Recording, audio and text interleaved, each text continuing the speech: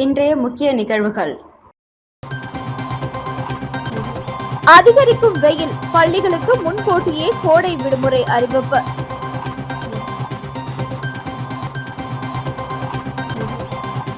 Railway உதவி ஆய்வாளருக்கு கத்திக்குத்து, போலி சாமியார் கைது.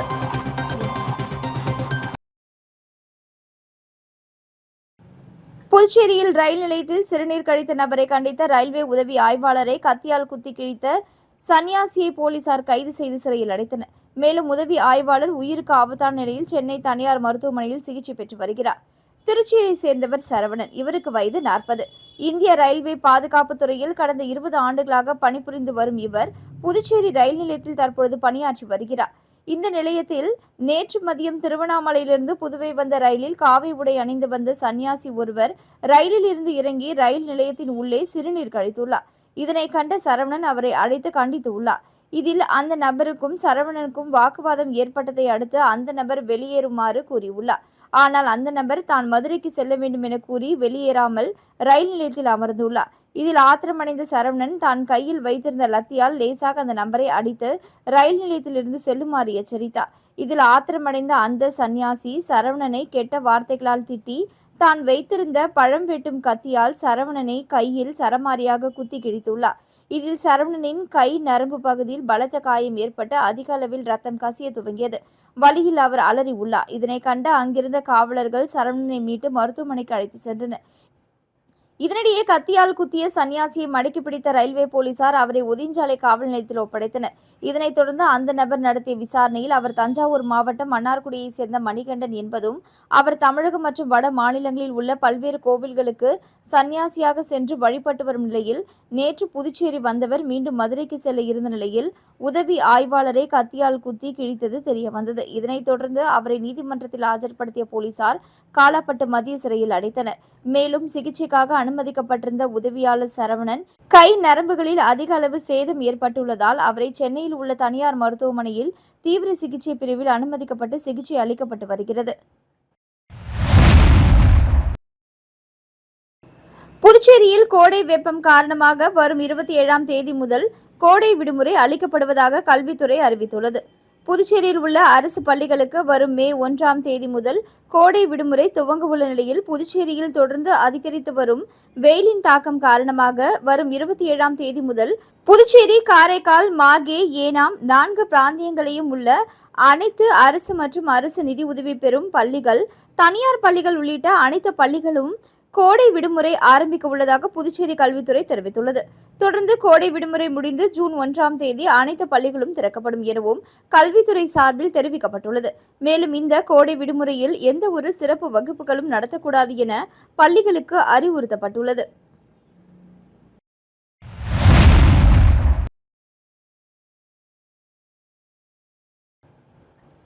பிள்ளையார்குப்பம் அருள்மிகு ஸ்ரீ கூத்தாண்டவர் கோவிலில் கிராம மக்கள் கொடியேற்றம் மற்றும் காப்பு கட்டுதல் நிகழ்ச்சி நடைபெற்றது.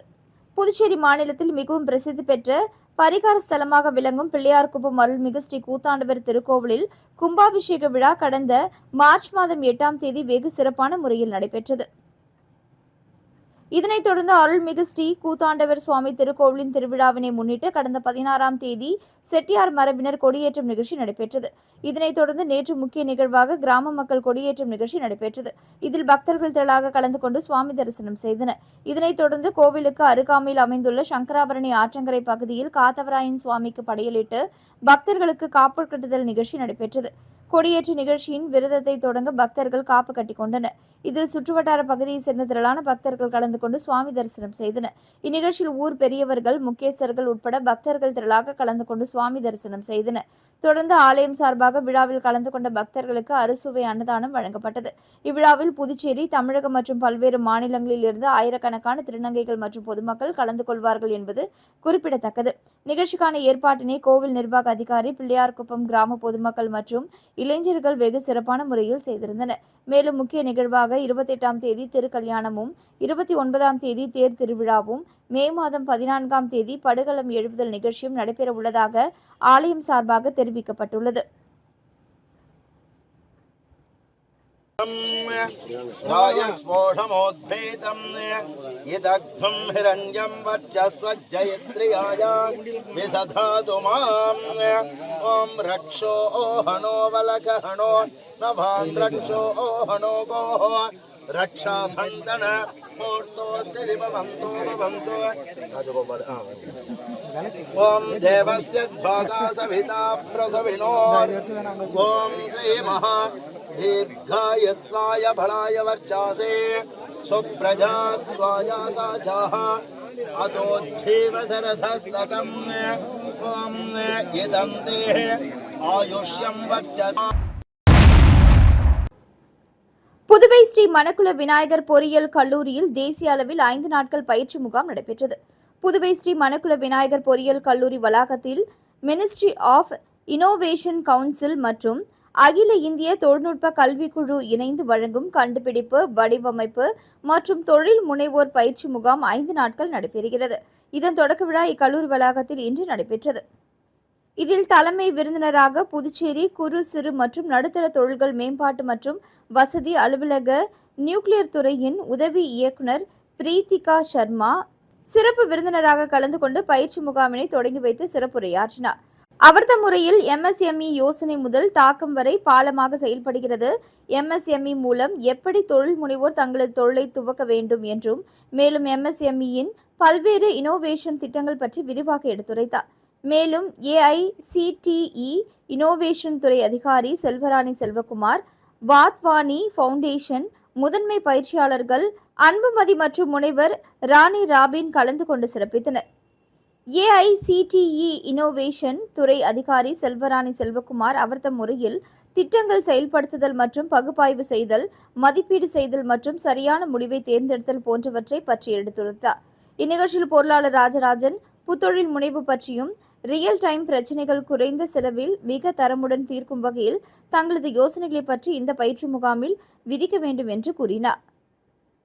தக்ஷஷிலா பல்கலைக்கழகத்தின் வேந்தர் ஸ்ரீ மணக்குள விநாயகர் கல்வி குழுமத்தின் தலைவர் மற்றும் மேலாண் இயக்குநர் தனசேகரன் தம் முறையில் இப்பயிற்சியில் பங்கு பெறும் பங்கேற்பாளர்கள் முழு ஈடுபாட்டுடனும் ஒரு புத்தொழில் தொடங்கும் வகையில் யோசனைகளை கண்டுபிடிக்க வேண்டும். மேலும் மக்களை செல்போனில் தேவையில்லாத செயலிகளின் பயன்பாட்டை கட்டுப்படுத்தும் வகையில் ஒரு செயலியை உருவாக்க வேண்டும் என்றும் இந்த 5 நாட்கள் பயிற்சி முகாமை சிறந்த முறையில் பயன்படுத்திக் கொள்ள வேண்டும் என்றும் அவர் கூறினார். இந்த பயிற்சி முகாமில் அகில இந்திய அளவில் மகாராஷ்டிரா, தெலுங்கானா, கர்நாடகா, தமிழ்நாடு போன்ற வெளி மாநிலங்கள் மற்றும் புதுச்சேரியை சேர்ந்த சுமார் 260 மாணவர்கள், மாணவியர்கள் கலந்து கொண்டனர்.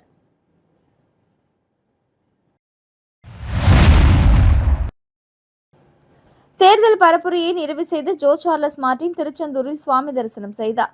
தமிழ்நாடு மற்றும் புதுச்சேரி சட்டமன்ற தேர்தல் பரப்புரையை நிறைவு செய்த லட்சிய ஜனநாயக கட்சி தலைவர் ஜோ சார்லஸ் மார்டின் திருச்செந்தூர் அருள்மிகு ஸ்ரீ சுப்பிரமணிய சுவாமி திருக்கோவிலில் சுவாமி தரிசனம் செய்தார். திருச்செந்தூரில் உள்ள புகழ்பெற்ற நாழி கிணறு மற்றும் கடற்கரையில் உள்ள திருச்செந்தூர் கடலில் புனித நீராடிய அவர் பின்னர் கோவிலுக்கு சென்று முருகப்பெருமானை பக்தியுடன் வழிபட்டார். தேர்தல் பரப்புரையை வெற்றிகரமாக நிறைவு செய்ததைத் தொடர்ந்து மக்கள் நலன் மற்றும் மாநில முன்னேற்றத்திற்காக பிரார்த்தனை செய்தார்.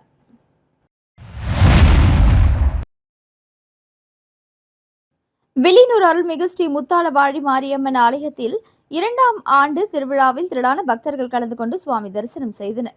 புதுச்சேரி மாநிலம் வில்லியனூர் பகுதியில் அமைந்துள்ள அருள்மிகு ஸ்ரீ முத்தாலவாழி மாரியம்மனுக்கு ஆண்டுதோறும் சித்திரை மாத வளர்பிறையில் பிரம்மோற்சவம் நடைபெறுவது வழக்கம். அதன்படி நேற்று முன்தினம் முத்தாலவாழி மாரியம்மன் ஆலயத்தில் இரவு கொடியேற்றும் விழா நடைபெற்றது. இதனைத் தொடர்ந்து நேற்று 2ஆம் நாள் திருவிழாவில் காலை அம்மனுக்கு அபிஷேக ஆராதனையும், அதனைத் தொடர்ந்து மதியம் உபயதாரு தட்சிணாமூர்த்தி, சரோஜா, பரணிதரன் குடும்பத்தினர்கள் ஏற்பாட்டில் அன்னதானம் வழங்கப்பட்டது. இரவு பள்ளிகொண்ட பெருமாள், பரசுராமர், காத்தவராயன் ஆகிய சுவாமிகளின் வீதி உலா மின் அலங்காரத்துடன் வெகு சிறப்பான முறையில் நடைபெற்றது. ஆலய அர்ச்சகர் சிவாச்சாரியார் பூஜைகள் செய்து சுவாமிக்கு தீபாராதனை காண்பித்தார். இதில் உபயதாரர், மேற்கு வீதி, வன்னியர் குல மரபினர் உட்பட திரளான பக்தர்கள் கலந்து கொண்டனர். இதனைத் தொடர்ந்து விழாவில் கலந்து கொண்ட பக்தர்கள் அனைவருக்கும் இரவு அன்னதானம் வழங்கப்பட்டது.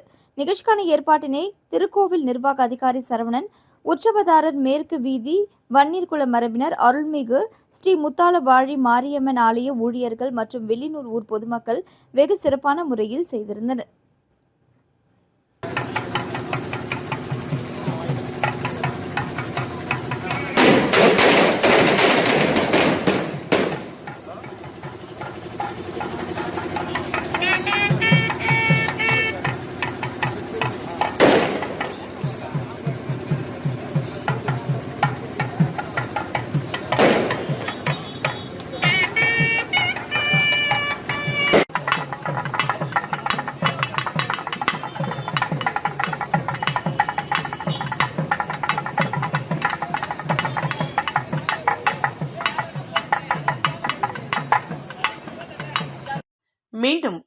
முக்கிய நிகழ்வுகள். அதிகரிக்கும் வெயில், பள்ளிகளுக்கு முன்கூட்டியே கோடை விடுமுறை அறிவிப்பு.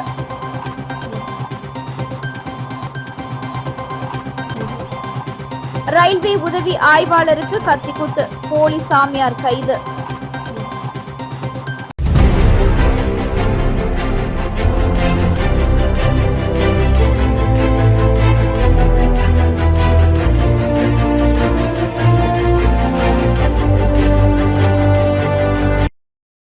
செய்திகளை உடனுக்குடன் தெரிந்து கொள்ள ஆஸ்கர் யூடியூப் சேனலை சப்ஸ்கிரைப் செய்யவும்.